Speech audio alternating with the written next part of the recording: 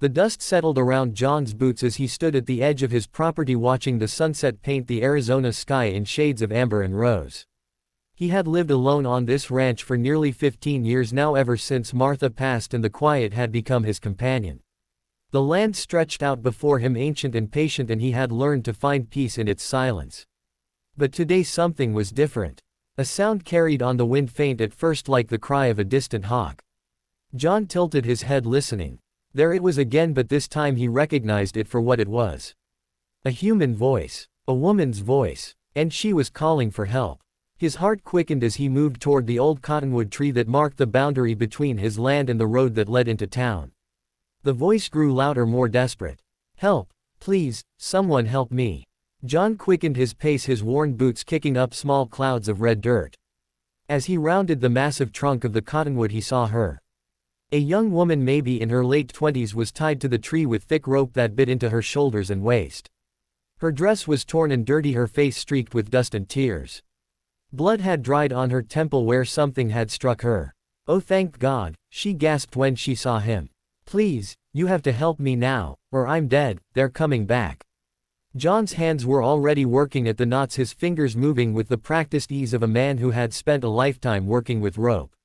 Easy now, he said in the calm voice he once used to soothe frightened horses. Who did this to you? There's no time, she said, her voice breaking. Please just get me free, they'll be back any minute. They said they were going to. The rope fell away and she stumbled forward. John caught her, keeping her steady. Can you walk? She nodded, though her legs trembled beneath her. I think so. My house is just over that rise, John said. We'll get you inside and then you can tell me what happened. As they made their way slowly across the scrubland, John kept glancing back toward the road, but he saw no one. The evening was growing darker now, the sky deepening from gold to purple. The woman leaned heavily on his arm, her breathing ragged. Inside the modest ranch house, John guided her to the worn leather couch that had been Martha's favorite spot. He brought water and a clean cloth and gently cleaned the wound on her temple. It wasn't as bad as it looked, though she would have a nasty bruise. What's your name? He asked softly. Sarah, she said, taking a shaky sip of water.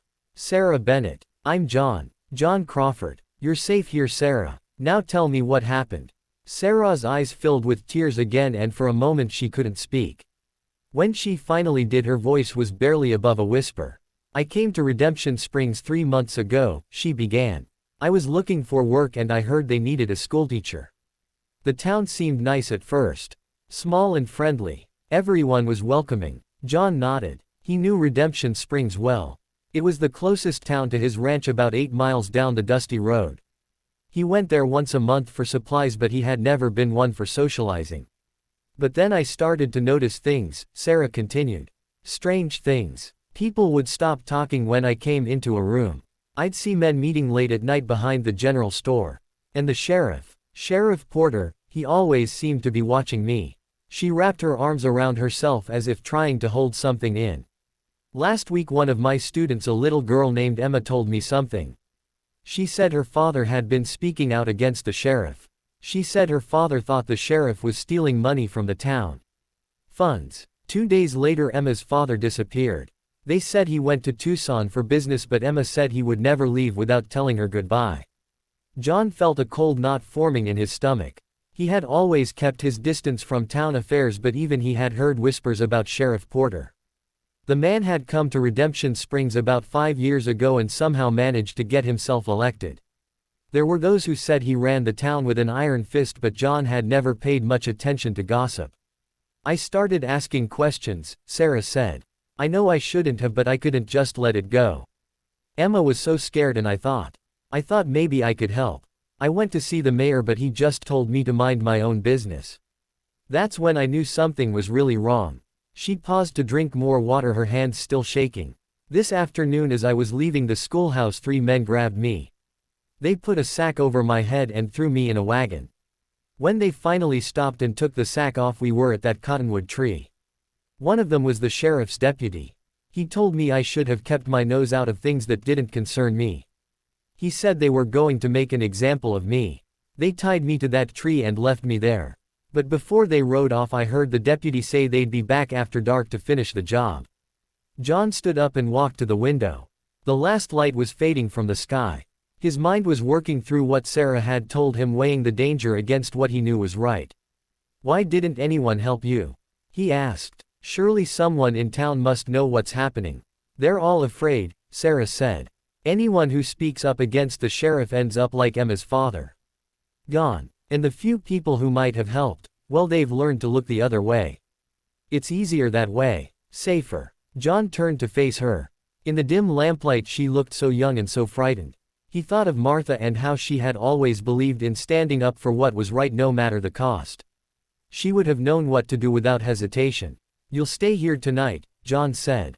"Tomorrow we'll figure out what to do." But Sarah shook her head. "You don't understand. They know I'm gone by now.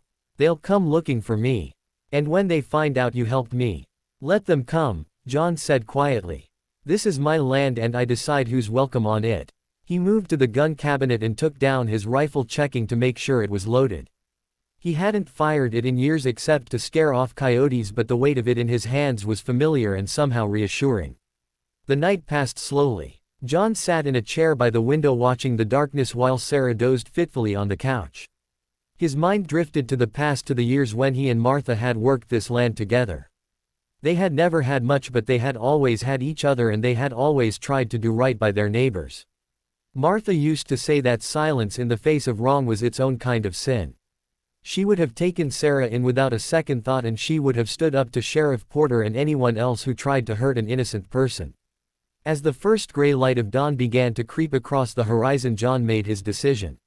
"Sarah," he said gently. "Wake up." She stirred, her eyes opening slowly. For a moment she looked confused, then memory flooded back and fear crossed her face. "Did they come?" she asked. "No," John said. "But they will. Which is why we're going to meet them first." Sarah sat up. "What do you mean?" "I mean we're going into town," John said. "And we're going to tell everyone what's been happening. The whole truth. Sometimes the only way to defeat darkness is to bring it into the light." "But they'll kill us," Sarah said. "You don't know what these men are capable of." "Maybe," John said. "But I'm 72 years old and I've lived a good life. I'd rather spend my last days fighting for something that matters than hiding from something that's wrong. Besides, you can't run forever. Eventually you have to make a stand." He could see Sarah wrestling with herself, fear and hope battling in her eyes. Finally she nodded. "Okay," she said. "But we do this smart. There are good people in Redemption Springs. They're just scared. If we can reach them, if we can show them that someone is willing to stand up, maybe they'll find their courage too." They spent the morning planning. John hitched up his old wagon and they rode toward town slowly, deliberately. The sun climbed higher in the sky, warm and bright, and John felt a strange sense of peace settle over him. Whatever happened today, he would face it knowing he had done the right thing. As they entered Redemption Springs, people stopped and stared. Word had obviously spread that Sarah was missing. John saw the shock on their faces as they recognized her sitting beside him in the wagon. He stopped in front of the general store where a small crowd had already begun to gather. Sheriff Porter was there too, his face dark with anger. "That's far enough, Crawford," the sheriff said. His hand rested on his gun. "You're harboring a fugitive." John climbed down from the wagon slowly. "A fugitive," he said loud enough for everyone to hear. "On what charge?" "Theft," the sheriff said. "She stole money from the school fund." A murmur ran through the crowd. John could see doubt on some faces, but also fear. These people had been living under the sheriff's thumb for so long they had forgotten what it meant to question authority. "That's a lie," Sarah said, standing up in the wagon. Her voice was clear and strong. "And everyone here knows it. Sheriff Porter has been stealing from this town for years. Anyone who's tried to speak up has disappeared or worse. Yesterday his men tied me to a tree and left me to die because I asked questions about what happened to Emma's father." The crowd stirred uneasily. John saw recognition in their eyes. They knew she was telling the truth. "That's nonsense," the sheriff said, but his voice had lost some of its confidence. "You have no proof." "Then let's find some," came a voice from the crowd. John turned to see an older man step forward. It was Tom Harrison, who owned the feed store. "I've got the town's financial records in my safe. Been keeping copies for years just in case. If you've got nothing to hide, Sheriff, those records should show everything's in order." Other voices joined in now. People were remembering their courage, finding strength in numbers. My brother spoke out against you last year, called out a woman John didn't recognize. He disappeared too. And my uncle, said another voice. The sheriff's face had gone pale. His deputy moved closer to him and John saw the man's hand move toward his gun. This was the moment when everything could go very wrong. But then something unexpected happened. The town's doctor, an elderly man named Samuel Wells who had lived in Redemption Springs longer than anyone, stepped forward. That's enough, he said quietly but with absolute authority. Porter, you've held this town hostage with fear for too long. It stops today. You're finished. The sheriff looked around at the crowd and John could see him calculating his chances. They weren't good. There were too many people and they were too angry. Finally, with a curse, he turned and mounted his horse. His deputy followed and together they rode out of town heading south toward the territorial border. The crowd erupted in cheers and tears. People hugged each other, some laughing, some crying. Sarah climbed down from the wagon and was immediately surrounded by townspeople apologizing and thanking her. John stood back watching. He felt a hand on his shoulder and turned to see Dr. Wells. You're a brave man, Crawford, the doctor said. You didn't have to get involved. Yes, I did, John said simply. My wife would never have forgiven me if I hadn't. Well, the doctor said with a smile. The town owes you a debt. Both of you. As the celebration continued around them, John found himself thinking about what came next. The town would need a new sheriff, someone honest who would help them rebuild trust. They would need to find out what had happened to the missing men and bring them home if they were still alive. It would be hard work. But looking at the faces around him, at people who had rediscovered their courage and their community, John felt hopeful.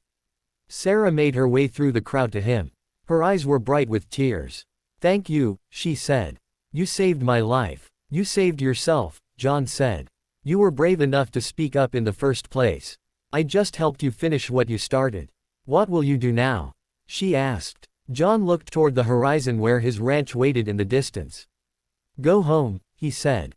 Take care of my land. Same as always. What about you? I think I'll stay, Sarah said, looking around at the town. These people need a teacher. And I think they need someone who remembers what happened here today. Someone who won't let them forget that standing up for what's right is always worth the risk. John nodded. That sounds like a fine plan. As he climbed back into his wagon and headed out of town, John felt lighter than he had in years. The sun was warm on his face and the desert stretched out before him, beautiful and endless. He thought about Martha and how proud she would have been. He thought about Sarah and the courage it took to ask for help and to keep fighting even when everything seemed hopeless. Most of all, he thought about the simple truth that had guided this day. That kindness and courage were not grand gestures but simple choices we make every day. The choice to help when help is needed. The choice to speak up when silence is easier. The choice to do what's right even when it's hard. The ranch came into view and John smiled. Tomorrow he would ride back to town to check on things. Maybe he would even stay for a while and help however he could. His years of isolation had kept him safe, but they had also kept him from living fully. Martha had always said that we are not meant to face this world alone. We are meant to stand together to help each other through the hard times and celebrate together in the good times. As John unhitched the wagon and led his horses to the barn, he felt a deep sense of peace. The evening was coming on again, painting the sky in those same shades of amber and rose. But tonight the colors seemed brighter, somehow full of promise. He stood for a moment watching the sunset, thinking about all that had happened and all that was yet to come. Then he turned and walked toward his house where lamplight glowed warm in the windows.